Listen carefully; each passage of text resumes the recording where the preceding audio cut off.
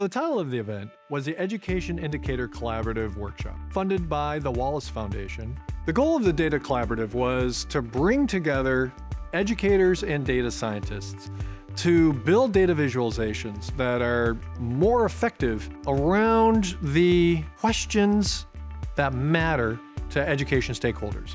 The data scientists, what they'll do is they'll make a data visualization and make a data dashboard, and then school districts will spend tens of millions of dollars perhaps to buy the dashboard.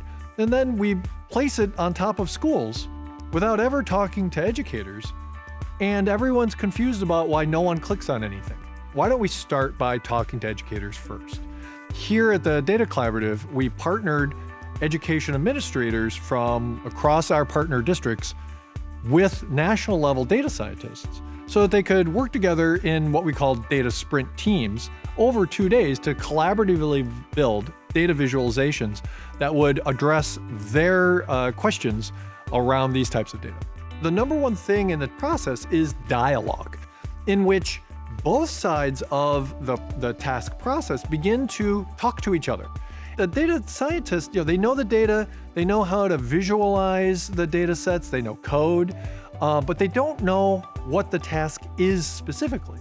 And for the end user who's going to end up using the data visualization, they know the task, but they've never had to articulate it in a way that it could be visualized. School districts across the country can just adapt this work right into their dashboards immediately.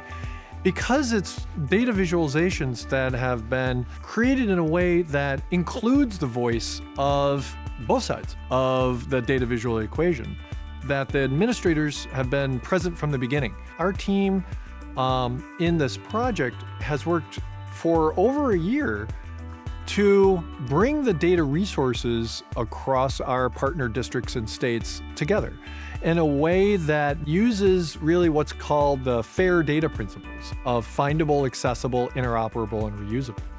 Traditionally, across states and school districts, the data that's available is not interoperable. So there may be a data set on chronic absences that is very difficult to merge and bring together maybe with a data set on test scores.